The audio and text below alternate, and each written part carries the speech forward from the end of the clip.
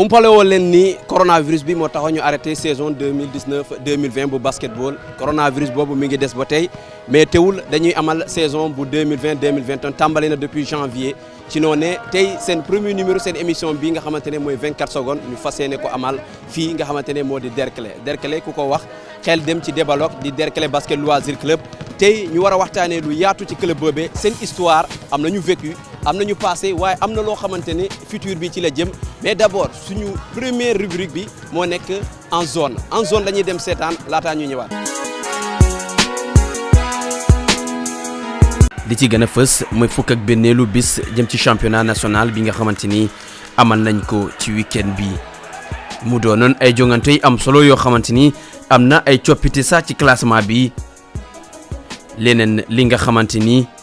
lu ñu war a nemmeeku la mooy ni léegi rek ñu dugg ci play-off yi te carte yi gaa ngi bëgg a leer équipe yi nga xamante ni tey dëgëral nañ seen taxawaay ngir rek bokku ci play-off yooyu ak play down daanaka leer na nañ leneen li nga xamante ni amal nañ ko mooy préliminaire coupe du Sénégal yi nga xamante ne tàmbali na ci week-end bi mu doon ay jongante yoo xamante ni neexoon na lool coupe de la ligue itam tàmbali na mu doon ay jongante yoo xamante ni yenn équipe yi nga xam ni dañoo raté seen championnat daañ ci sukkandiku ngir sauver seen saison ligue régionale bu Thiès itam daal di lancé coupe du maire am niki dibeer gi leneen li nga xamante ne ay coppite la ci bopp yenn instance yi nekk fii ci basketball bi ki nga xamante ne mooy Sir Parfait Adjivon nekk kii tàggat Dakar Université Club ci góor ñi moo wuutu Madiène Fall ci boppu équipe nationale bu Sénégal U18 ak U19 mu doon ay coppite yoo xamante ne mi ngi am ginnaaw rek bi moom Madiène Fall tekki ndombal tànkam. loolu moo nekk actualité bi nga xamante ne moo xool basketball Sénégal bi nga xamante ne saison bi tàmbali na depuis janvier 2021 comme ni ma ko waxee léegi dañuy dem zoom sur dañuy waxtaane histoire club bi lan moo nekkoon base surtout li nga xamante ne moo taxoon ñu sanc ko en 1997 léegi zoom sur.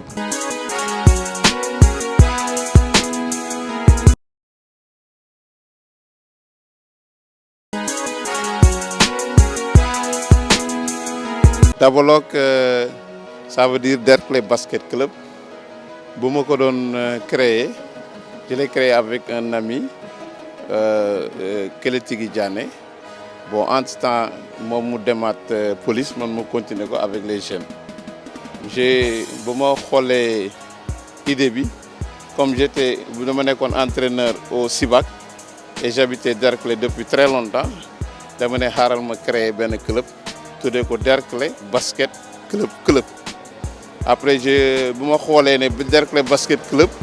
ça va faire débâcle je dis que c'est un peu péjoratif ma utiliser Derklé basket loisir club mooy Débalok bu ma koy créer quand bu ma joxee benn xale pour mu defar ma tampon daf ma bindal Débalok D après B mais je voulais mettre D E B waaw noonu la commencé. bon li ko motivé mooy que comme man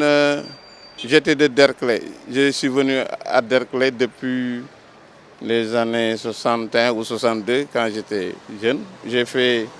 au départ maa ngi nekkoon ci football bi j'étais entraîneur après ma nekk di diriger section culturelle bi depuis plus de 15 ans. léegi comme j'étais entraîneur te man maa fa andi woon basket bi ma ñëw Sibac pendant longtemps ma ne pourquoi ne pas créer pour sama zone parce que amoon nañu terrain basket mais playground rek lañ doon def foofu ma ne pourquoi ñu ne pas créer Derklé basket club. il a fallu ma wut benn président après il y avait un certain Diouf boo xam ne doomam da doon basket. moom da doon ñëw di seetaan souvent basket bi ma proposé ko présidence bi moom au niveau de la fédération ñu bind turam quoi pour mu nekk président bi man comme mënu moo nekk président bi parce que je voulais être coach ma jëloon Kélétigui Diané comme directeur technique mais entre temps police daf ko soxla woo ko parce que policier la woon ancien international que vous connaissez police woo ko bon man j'étais obligé d'être le directeur technique ma jël un autre ancien basketteur Jean Jean qui était à la GA bu ñu nekkoon foofu di def playground mu nekk coach man ma nekk directeur technique léegi après Diouf dem benn un certain temps pendant 3 ans 4 ans mu ne day bàyyi léegi ma jëlaat un autre ami Ñox moo yoroon état civil bi Alioune Badara Seck Ñox mu yor ko 2 ans moom tam mu ñëwaat ne dafa may delloo équipe bi ci laa wax xale yi ñu constituer en groupe ñu def benn organisation ci la ñu andi fekk Diagne nekk docteur il était joueur avant après mu nekk docteur ma ne ko ñu concerté wu ak xale yi nekk foofu ñu créé benn comité moom mu nekk président ak ñoom Nicolas yooyu ñu continuer équipe bi. mooy am naa satisfaction dans la mesure où quand on parle de bu ñu waxee développement rek ñii xamuñu ñu bëri ñu ngi foofu mais xamuñu genèse historique développement xamuñu ko man je maîtrise ça parce que j'ai vécu ça et lu ma bëggoon mooy que tour bi gën a avancé quoi léegi bon entre temps nekk nañ fi 3e coupe du Sénégal 3e au niveau national et ñu ngi gagné ay équipes de renommée affaire yooyu ça me fait plaisir mais man même y a mes enfants mes jumeaux ils jouent là-bas.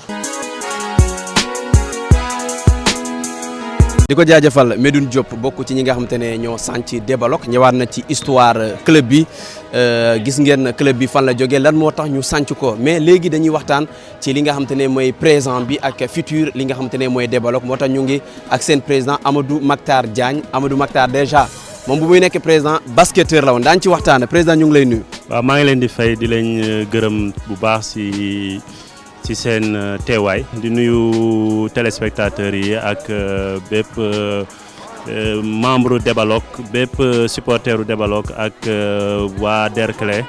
commune Dieuppeul Derklé bi yëpp maa ngi leen di nuyu Sénégal yëpp. yaa ngi fii nga xamante ne mooy terrain Derklé fii nga xamante ne fii ngeen di tàggatoo équipe jigéen ñi moo nekk suñu ginnaaw noonu 2007 nga jiite club bi 2007 boobu yaa ngi woon basket nan la demee ngay doon basketteur jiite woon club bi dafa amoon urgence. wala yow déjà da ngaa xamoon ni sa reconversion ci ngay desandi. en fait dama demoon benn voyage ñibbisi ñi ma doon jouer ñëw ne léegi yaay président donc lii lépp lu ñu doon def di nekk ci wàllum administration comme avant ak léegi ñu ngi ko doon def dañ koy continuer yaay nekk président ñu continuer comme président bi fi nekkoon donc amatul woon jot ñu bàyyi donc on était obligé ñu xool ñun suñu biir nan lañ koy lijjantee. donc c'est la gars yi décidé ma ne ma yaay président ma wax ñu ne ma non yaay président donc gérer. boobu est-ce que pare woon nga. bon pare mënu ma wax ni pare woon naa dama ko jël noonu rek. fale nga jël ko. fale ma jël ko. 2007 ak ren yàgg na lu bëri xew na fii tey dafay baax aussi nga toog xool li nga xamante ne tey moom nga doon xaar li nga fi jot a def ak li nga xamante ne moo jëm ci kanam d'abord un bilan entre 2007 ak tey. waaw comme mën nañu wax ni 2007 bi ñu fi nekkee c'était une bande de copains donc ñoo dañ fi doon def ay playground di basket di playground fii di jouer ay tournois si la ñu jékki-jékki ne pourquoi pas équipe bi am ay këyit carrément ñu mën a teg benn projet defar équipe boo xam ne dafa jëm kanam donc bi ñu commencé année yi si tegu ba bi ñu yéegee 2e division parce que temps yii ñu ngi woon 3e division si la ñu compétir depuis 97 ba kii donc bi ñu yéegee 3e division bi ñu yéegee 2e division si la ñu commencé donc ne dañuy organiser wu commencé nag créer petite catégorie donc petite catégorie ñu créer ko ñun ñi fa nekkoon ñoo doon jàpp si coaching bi di encadrer boy yi pour mën a am benn équipe boo xam ne petite catégorie buy avancer. donc noonu lañ nekkee di ko def nànk-nànk ba petite catégorie commencé di am ay résultats ñu créer équipe féminine également bi ñu créer équipe féminine bi également tamit en petite senior ak petite catégorie ñuy dem aussi di dem ba résultats yi commencé génn même en 2010 cadets yi garçons yi nekk champion en 2012 cadet fii nekk championne donc année yi sopp en junior ñuy dem finale affaire yooyu donc si loolu objectif boobu la ñu continuer ba boo xoolee seniors yi sax année bi ñuy yéeg ay cadet ak ay junior ak ay seniors yu door a yéeg ñoo yéegal équipe bi. depuis boobu mais lu ñu gën a nemmeeku ci li nga xamante ne mooy Débalok déjà jigéen ñi après dinañ ci ñëwaat ak li nga xamante ne mooy seen montée en 2016 mais avant loole avant jigéen ñi en 2016 déjà y a les garçons en 2008 ñu daal di ñëw en Ligue 2 mais boobu tey ñuy des foofu noonu lan moo des ci garçons yi lan moo tee Débalok ni ñu leen di gisee ci jigéen ñi ñu gisee leen noonu ci góor ñi itam lan mooy retard bi. Bon peut-être que mën nañu wax ni peut-être que championnat masculin bi moo peut-être un peu plus relevé te aussi y a beaucoup plus de clubs dans le boo xoolee rek à Dakar nombre de clubs yi ngay compter nga gis naa beaucoup donc ñu terewul jot nañu jouer 2 fois sax tournoi monté mais yëpp après dañuy mujjee capoter donc am na yoo xam ne ay benn match moo ñuy tere ñu dem tournoi monté mais ni ñu bëggee ni ñu kiiwee ba jigéen ñi yéeg noonu la ñu bëggee góor yéeg parce que d'ailleurs sax depuis 3 ans dañu def benn projet avec l'équipe pour garçons yi pour ñu mën a yéeg donc soo xoolee année bi moom mooy dernière année bi. objectif bi donc ren ngeen ko war a atteindre. en principe ren lañ ko war a atteindre incha allah. mais est-ce que def ngeen recrue pour parce que tey boo bëggee yéeg première division te nga yor équipe boo xamante ne ay at loolu moo nekk objectif bi il faut nga recruter ay joueurs yoo xamante ne boo yéegee déjà ñoom mën nañ jouer première division est-ce que recruter ngeen ay joueurs expérience yoo xamante ne mooy faciliter seen montée ba parce que tournoi monté bokk na ci tournoi yi gën a métti ci basketball Sénégal bi. waaw effectivement lu dëgg nga wax effectivement bon c'est vrai que projet bi dañ ko def ak benn groupe boo xam ne ñooy ànd donc pour yéeg def benn bloc pour mën a am dara. donc ñu ngi xool benn yu ñuy recruter pour ñëw renforcer l'équipe donc comme ni nga ko waxee c'est expérience boobu am na quelques personnes yoo xam ne ñu ngi ñëw di ci greffé wu pour mën a gën a dëgëral équipe bi ak aussi def nañu recrutement aussi coach muy Pape Balla bi nekkoon ASFO mu ñëw aussi moom it adhéré ci projet bi. équipe féminine bi nekk na vitrine Débalok parce que booy wax Débalok sa xel dafay dem ci équipe féminine bi nga xam te ne 2016 lay yëg te boobu ba tey ñu ngi ci ay jéegooy am solo ci basketball bu Sénégal tey bokk nañ ñi nga xam ne ñooy bousculer hiérarchie bi parce que bu ñu tasee ak ñu mel ni Duc ñu mel ni Saint-Louis basket club léegi score bi dafay xaw a serré demeetul comme avant mais dafa am ñoo xam te ne ñoo bokk ci ñi tàmbalee basket fii ci Débalok bokk na ci ñooñu Soda Kébesi ñooñu ñoo njëkk bondel bal Débalok ñoom ñoo yëkkati tour Débalok dañoo sekk ak moom waxtaan entre deux ñu dem teewlu ko.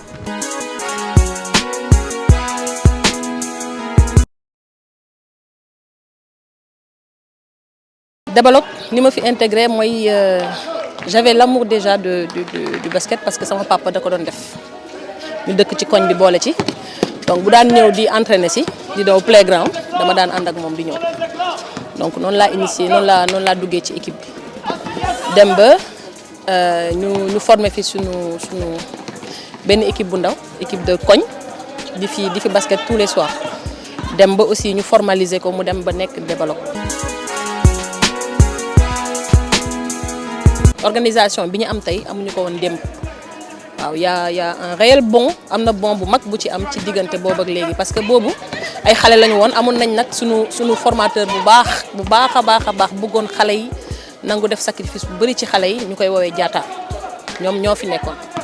y avait Diatta y avait Jean ñooñu ñoo fi nekkoon doon jàppale xale yi ci lu bari. bi ma tàmbalee sama basket fii Débalok ba am tuuti ci domaine bi def naa ETICS de Mboro parce que jàng moo ma yóbboon cité Mbaye def naa ETICS de Mboro bi ma jógee ETICS ñëw Dakar pour jàng si reprendre sama étude ma def Duc. donc sama petite catégorie yëpp presque jëm kaw ba war a yéeg senior je l'ai fait au Duc donc bi ma jógee Duc ma ñëw Débalok di fi jouer si senior voilà c'est comme ça que ça s'est passé et puis de Débalok bi ñu demee ba élite yi xale yi ñëw war a mën a yor club bi on a préféré aussi bàyyi leen ñu jël relève bi ñu dem Sibac jouer ji aussi.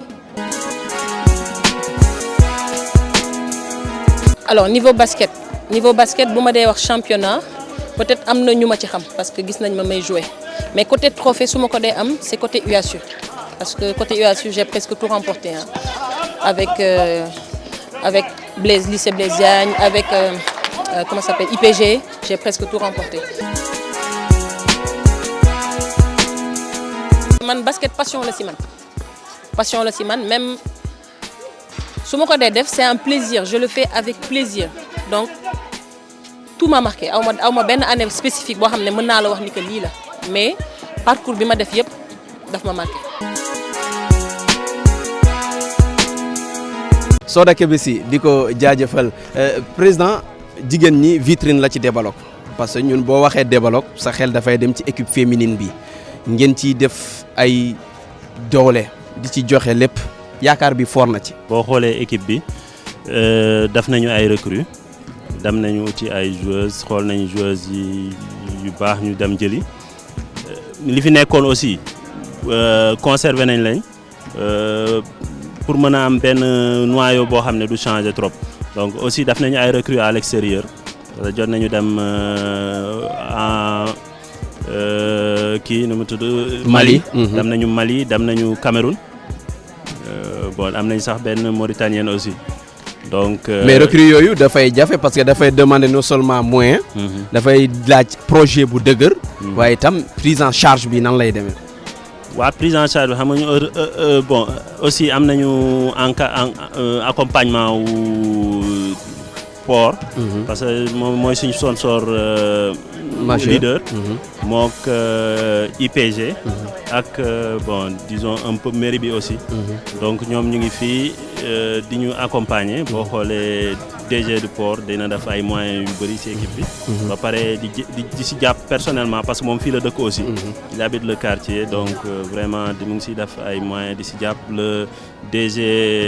de l'IPG aussi c'est la même chose. il nous accompagne beaucoup. donc parce que d'ailleurs loolu dañ ciy wax tuuti seen partenariat ak IPG parce que gis nañu seen i joueurs ak seen i joueuses di jàngee foofu noonu. parce que loolu dafay am solo sport étude. li ngeen di promouvoir la mais d'abord équipe féminine bi depuis 2016 certes yàgg na c'est juste 5 ans. mais jot na foo leen di amee objectif. gagner trophée gagner le championnat pourquoi pas. waaw effectivement ren am nañu projet am nañu objectif bi mooy au moins am benn coupe. Bon championnat bi ñu dem lu bon play-off. après lu ñëw ñu jël. Inch'Allah te on fera tout avec tous les moyens qu'il faudra les moyens humains les moyens yi ñu mën pour arriver. pour atteindre objectif boobu noonu atteindre objectif bi.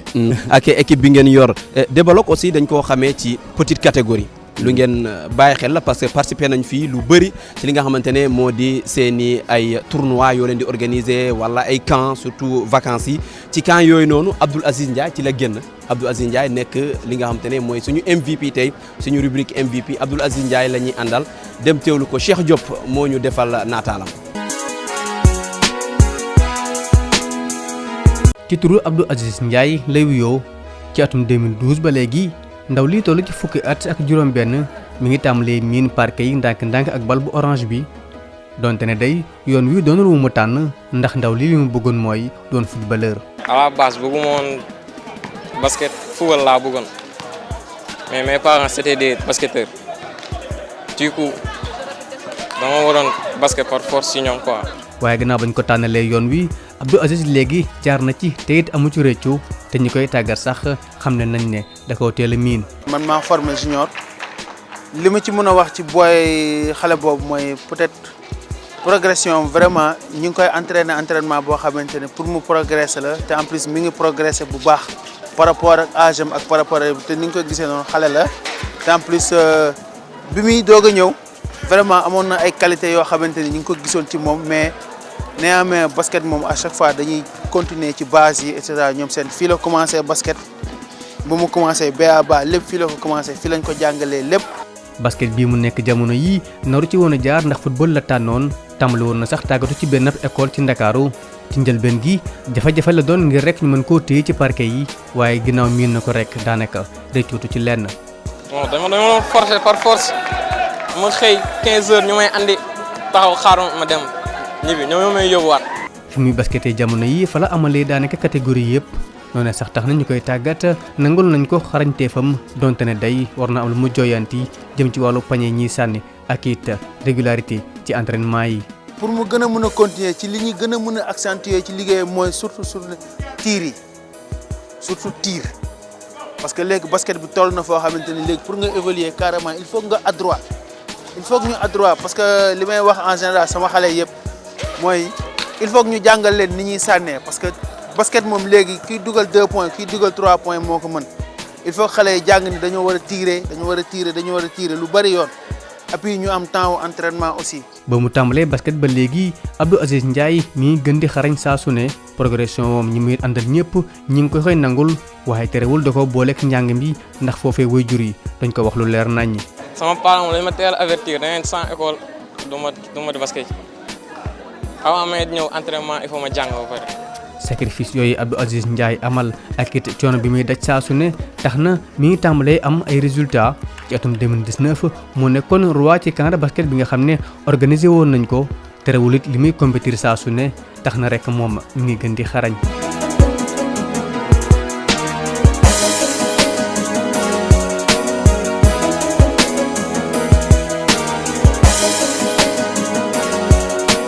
Abdou Aziz Ndiaye jamono yi mi ngi ci classe bu seconde ci école ba réussir ci basket jamono yi mooy li mu gën a bëgg waaye loolee ngeen mu am faw rek mu gën a xeex te it yokk xarañteefam ci fànn yu bari lu ci mën di xew mën nañu am yaakaar ndax moom saa su ne mi ngi gën di xarañ te it boo nekkee ndaw di xool ci ñi nga xam ne ñoo la jiitu ci wàll wi da ciy am solo lool. mu nekk Abdou Aziz Ndiaye ñu koy woowee junior moo nekk suñu MVP tey mooy avenir bokk na ci avenir développé yi président petite catégorie lu ñu koy fekk fii bëri na suñu ginnaaw fa ñu ngi gis ay xale ay ndaw bokk na ci ñi nga xam te ne dañ leen a saa surclassé ñu ñëw ci équipe A bi formation bi nekk na li leen yitteel lool ndax muy ëllëg itam équipe bi. waaw effectivement ñun dañu miser sur la formation. parce que aussi boo xoolee équipe quartier lañu duñu équipe institution duñu équipe kii comme yenn Duc ville de Dakar affaire yooyu donc on est obligé ñu def suñu kéemtalaay kàttan ci formation bi ça nous permet au moins ñu am ay joueurs yoo xam ne même boo xoolee li ñu yéegal nii c'est la formation moo ñu yéegal donc loolu du loo xam ne dañ ko war a bàyyi donc parce que fi mu ne nii gis nga ni léegi championnat bi officiellement c'est pas professionnel mais pratiquement c'est professionnel parce que boo gisee somme yi ñuy fay yenn équipes yi ñuy fay yenn joueuses donc même soo jëlee joueuse indi ko fii année prochaine wala bis topp beneen équipe bu mag ñëw récupérer ko si yow boo bëggul mu dem il faut nga renforcer. voilà donc suñu amul une bonne formation du ñu mën a topp niveau bi quoi. ana nan ngeen defee déjà détection bi parce que talent yaa ngi fépp ñuy ci mbedd yi ñu ngi fu nekk am na ñoo xamante ne amoo chance gis leen comment ça se passe nan ngay liggéey ak collaborateurs yi nan ngeen di def pour ku nekk ngeen piocher fa mun a dajale ak say collaborateurs yi ngay liggéeyal. waaw effectivement dañuy organiser régulièrement ay camps de basket. donc surtout les vacances peut-être ren avec Covid bi yàq na lu bëri. donc boo xoolee actuellement nii sax dañu xaw a wàññi petite catégorie nii ñëwee pour éviter flux bi nii donc vacances yi sax moo tax ñenn xaw fi bëri mais boo gisee souvent dañu ne nañu xool nan la ñuy leen di indee ñuy entraîner par vague parce que à cause de Covid bi mais ñun noonu la ñuy def chaque année dañuy organiser camp de basket ak ay am nañu aussi école de basket école de basket bi mu ngi dox actuellement nii booy dañuy ñëw di entraîner ñuy am ay coach yu fi nekk am na coach yu bëri on a profité aussi si initiateur bi Ligue de Dakar organisé fan yi formation donc pour dugal suñu ay coach yu bëri ñu mën a am des formateurs yoo xam ne donc aussi formation formateur yi dañ ci nekk. dañuy wax ci formation boobu ngay wax parce que kii di formation parle d'infrastructure parce que cadre bi c'est important tey boo bëggee former te amoo fooy former dafay jafe tuuti est-ce que tey am ngeen ay projet yu jëm ci am seeni installation boobu puisque yaa ngi wax léegi affaire école de basketball bu développé. waaw effectivement actuellement benn terrain rek la ñu am bon c'est un peu difficile nag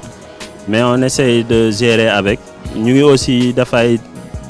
autour des écoles yi nekk à côté pour xool jéem fa am ay terrain discuter nañ fi ak autorités yi fi nekk pour jéem a def ay terrain si biir commune bi de telle sorte que équipe bi dina mën a tas dina détection bi gën a facile parce que plus ñuy xale yi di gën a liggéey di gën a entraîner ak coach yi bëri nañ fi plus loolu am plus nga mën a am détection bu baax. Débalock lan lay représenter ci waa Derklé wala Derklé lan lay représenter ci Débalock. bon mën nañu wax Débalock Derklé la bokk. Derklé la parce que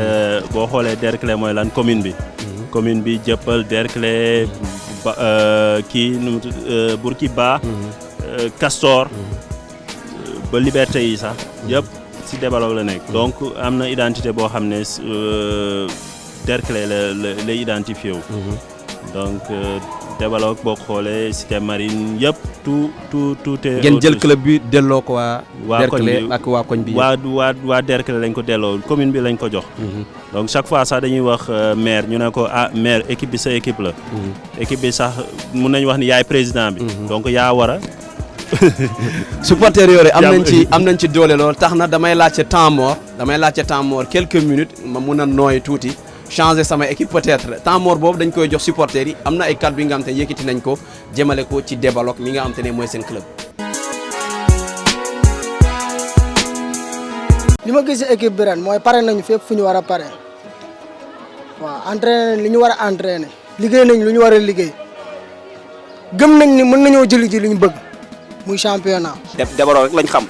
man su ma nekkee ci basket fu ñu toll nii yàlla ak Débalock la quoi Débalock moo tax sax may seetaan match ay NBA ak yooyu noonu dama daan romb télé di ko zappé di wër football. ñu xam ne ñun ñu ngi seen ginnaaw xam ne ñu ngi leen di supporter ñu ngi leen di motiver daal pour ñuy gagner parce que ku sañoon saa yoo demee terrain soo demee stade da ngay jouer pour gagner. man su ma amee 100 francs man ma ne 100 francs bi bëgg naa ko doon damay dem si kuy gérer xaalis bi jox ko ne ko teel lii def dugal naa ko si keesu supporter pour lu ñuy doolelee Débalock xam nga mun nañ toog benn jour exemple Débalock duñu laaj dara ñun ñu am benn yéene ñëw entraînement exemple jëndal leen ay ndox ay boisson jus tegal leen foofu te kenn laajuñu ko suñu poche bopp la bu génnee ngir jàppale équipe bi ndax ñu nekkatuñ sax ay supporter famille lañ ñun ak joueurs yi ñooy nekk ñooy waxtaan ñooy defandoo lépp. mu nekkoon supporteru Débalock ñoom ñu am lool itam seen wàll ci club bi parce que club aussi dirigeant bi la ñiy joué la ak supporters yi te supporters yooyu ñi ci bëri ñoom ñooy mujjee doon dirigeant ñu doon ay nit yoo xam te ne dañoo exigeant am yaakaar trop ci club bi parfois nan lay demee seen diggante ak supporters yi lan mooy seen relation. waaw boo xoolee supporters yi vraiment ñun mën nañu wax ne am nañ doole si ñun. waaw parce que supporters yi Derklé lañ dëkk boo gisee sax pratiquement ay footballeur lañu woon. mais léegi ñoom ñëpp dañu viré nekk ci basket bi bëgg ko. boo xoolee fii avec celui qui a été ki njëkk ki comité supporter yi muy Bilal Diagne. donc ànd ak ñoom Seyni ay ñoom Papis. donc ñoom ñoo kii après organiser équipe supporter yi. donc di encadrer di équipe bi di ànd ak équipe bi. et booy xool sax suñuy def ay regroupement lépp lu ñuy def ñoom ñooy ñëw di ko gérer. ñoom saa expliqué nañ ñoolu mais jamono ji président lan mooy ay projet yu mag yi nga xamante ne ci la sa xel nekk ci la sa doole fas yéene ko def ak say collaborateurs. waaw ñun li ñu bëggoon actuellement ni mooy infrastructure bu baax parce que terrain bi aussi bëgg nañ ko def terrain boo xam ne su mën a nekk sax un terrain fermé. ñu ngi wut ay partenaires. jéem a xool ay partenaires un terrain boo xam ne bu très praticable. mën a accueillir ay étrangers pourquoi pas. ñoo xam ne dañuy ñëw fii di def ay jumelage. ainsi de suite. aussi étendre aussi. équipe bi si biir commune bi. am yeneen terrain yoo xam ne. catégorie yëpp dinañu mun di entraîner normalement te loolu aussi dañ siy woo autorités yi ñu xool nu ñu siy jàppee pour déjà ñu ngi wax ay projets yu fi nekk ay projet BRT ak affaire yooyu. que ñu woo leen aussi ñoom it ñu jàpp si. pour ay partenaires ñëw déjà am na ñenn ñoo xam te ñoo leen di accompagner ci partenaires yooyu bokk na ci IPG sport étude mu doon loo xamante ne yéen itam bëgg ngeen ko lool di ko fësal di ko doxe waaye di ko dundee aussi ci li nga xamante ne mooy ci club bi lan mooy initiative boobu noonu ak lan mooy partenariat bi nga xamante ne moo dox seen diggante ak IPG mi nga xamante ne gis nañ seen joueurs yu bëri di fa jàngee. waaw boo xoolee partenariat boobu dafa ñëw naturellement donc dañu dem seeti le directeur Mame Sall toog ak moom wax ko ne que ñun am nañu benn projet peut-être que ñun mënuñu proposer leneen yenn joueurs am na loo xam ne mënuñu leen ko proposer mais peut-être éducation formation bi nga xam ne moo gën a cher parce que nit ki boo demee ba am benn qualification kooku mën na la téye toute ta vie peut-être basket bi mën nga dem 1 an 2 ans nga blessé doo mën a ti continuer mën nga am yeneen affaire yu la tere continuer donc mais boo amee sa étude wala sa formation kooku ça te suit jusqu'à la vie jusqu'à la mort disons donc moo tax ñu tenir à ça donc c'est venu naturellement ci la ñu dem seeti Mame Sall le DG de l'IPG ISTI waxtaan ak moom par rapport ak yooyu moom il a trouvé ça très il a été content d'ailleurs boo xoolee sax am na quelques joueurs yoo xam ne dañu nekkoon IPG déjà nekkoon yeneen club donc seen recrue dafa gënoon facile ndax finalement dans le cadre du partenariat donc ñun ñoo doon assurer seen étude. basketball bi aussi bitim réew am na fa xam ngeen doomi Sénégal yu bëri ñu fay jongante ci championnat yi nga xam te ne ñoo fay am dañ ci ànd ak Papa Alioune Sarr mu dikkaat ak ñun ci actualité bi nga xam te ne moo xew bitim réew. ñu tàmbali ko ci NBA mu am maillot bu bees numéro bu bees ak club bu bees intérieur Sénégalais di Gorgui Sy Dieng moom def na matcham bu njëkk ak ñu ñuy woowee San Antonio Spurs waaye Sénégalais bi moom dafa mujjee génn daal di blessé bu ñu joué juróom benn simili mu am benn entorse ci épaule bi suñu sukkandikoo ci ñi nga xam ni ñooy ñu koy fàcc moom benn point rek la mujj dugal Spurs yi nag ñoom dañoo mën a gagné ñi nga xam ni mooy Sacramento Kings Georges Niang ak ñi nga xam ñooy Utah Jazz ñoom ñoo jiitu ci conférence ouest NBA ñoom ñoo daan ñi nga xam ni ñooy Blazers 122-103 Sénégalais bi daal di marqué 10 points ci jongante bi mu nekk succès bu bees ci Utah Sénégalais bi di Georges Niang ñoom ñuy confirmer seen statut candidat ci titre NBA ci année 2020-2021 ñu jóge Utah daal di dem foofu nga xam ni mooy Boston ku fay yëngatu di pivot Sénégalais bi di Tacko Fall moom mi nga xam ni dal leen a daan ñu ko def mooy Sixers ak Joel Embiid daal di def match bu am solo ci digganteeg Tacko Fall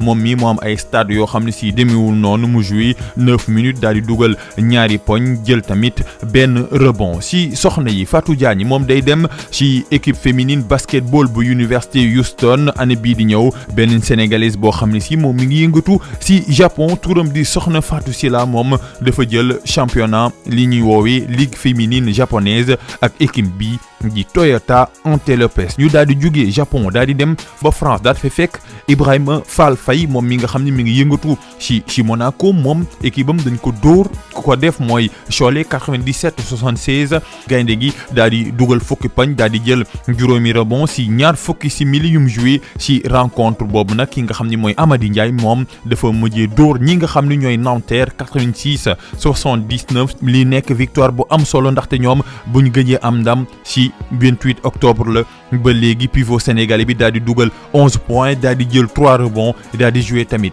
ñaar fukki simili Mamari Sy ak ñi nga xam ne ñooy Flamme ñoom dinañ def demi-finale Europe Coupe féminine 2021 ginnaaw bu ñu gagné ñi nga xam ni mooy Fribourg ci quart de finale score bi di 85-56 ki nga xam ni mooy Mamari Sy daal di bokkoon ci rencontre boobu moom mi gën a wone li nga xam ne mooy taxawaayam ci équipe nationale moom jàpp na ni sax ci compétition yi di ñëw Sénégal mën na jël li nga xam ni mooy Coupe d'Afrique bi.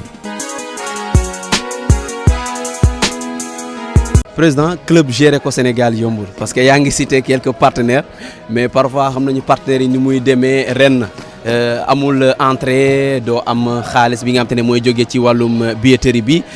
gestion bi nan ngeen di def financièrement nan ngeen di def pour gérer lépp ci poche de président bi lay jógee dafa am ay cotisation partenaires yi nan lay demee à combien ban pourcentage la participation yooyu yëpp di jëmee. waaw en fait Pat boo ko wax naa la ko sànq suñu sponsor leader mooy. Port autonome de Dakar. donc moom mooy am na subvention bu mu ñuy alloué. donc mairie bi aussi am na subvention bu ñuy alloué. bon bien que ren ak Covid bi nee nañu subvention boobu mënagul kii ñu ngi en discussion nag. parce que aussi comme ñu ngi nekk en compétition war nañu mën a am suñu subvention pour mën a doxal équipe bi di équipe commune bi.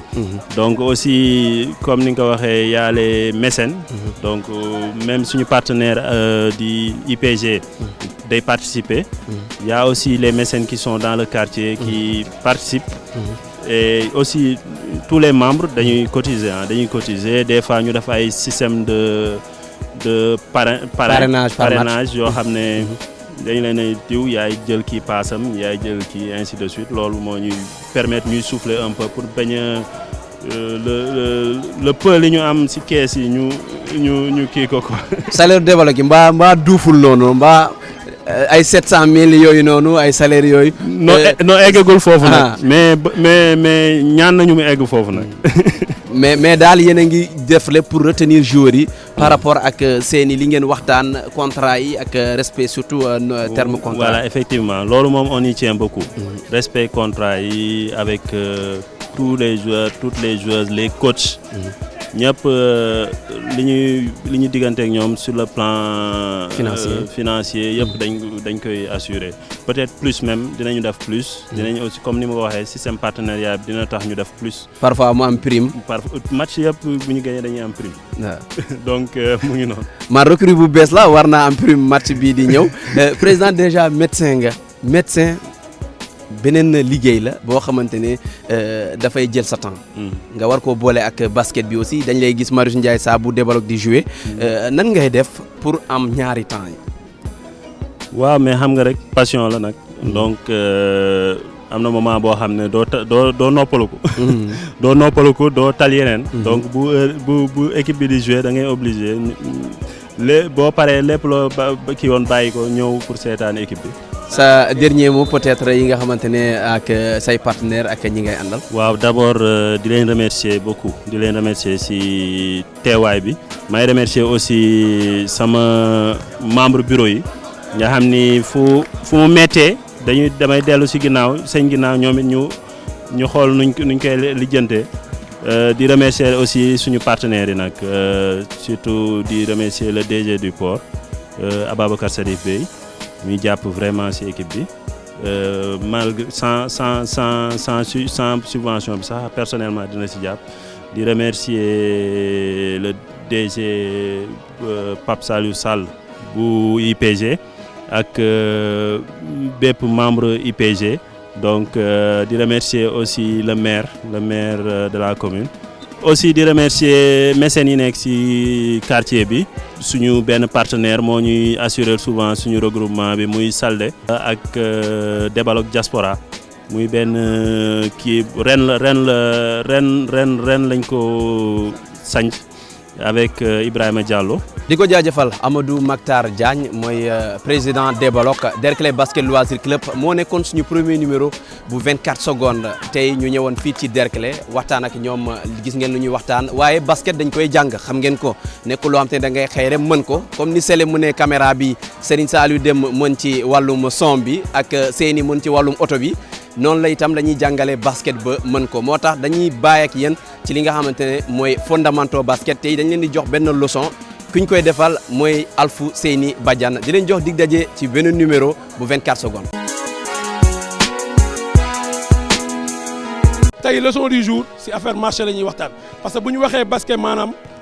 dafa am ay règles yoo xamante ne violation la tudd te violation c'est une infraction au règlement parce que boo xoolee basket kenn du jàpp bal di dox moo tax tey si marché la ñuy waxtaan ça fait partie des b.a.-ba commencement basket léegi sans plus tarder. ak ñi ma àndal ñu def démonstration wan leen exactement lan mooy marché ñu gën ci waxtaan gën a yaatal affaire yi. règle numéro 1 mooy lii si marché la bokk toog jug lu ñuy wax lu règlement bi permettre mooy mu toog boo toogee booy jug nga bondel bal bi. règle numéro 2 boo téyee bal bi tak dañuy tere ku jàpp bal bi di dox ak moom loolu si marché la bokk am na en plus beneen règle tamit booy dem débordement dañuy tere jàpp bal bi takk voilà lii tamit si marché la bokk bien vrai que léegi am na pas zéro mais pas américain bi maanaam boobu si il est en mouvement dañ koy permettre maanaam mu taxaw fii di ko paas fekk moom mi ngi en mouvement foofu mën na may nañ ko beneen pas boobu mooy pas américain maanaam boo tëddee jug ak bal bi si marché la bokk booy jug boo tëddee da ngay dribbler moo tax depuis petite catégorie dañuy jàngal xale yi maanaam lii yëpp si baa bàyyi la bokk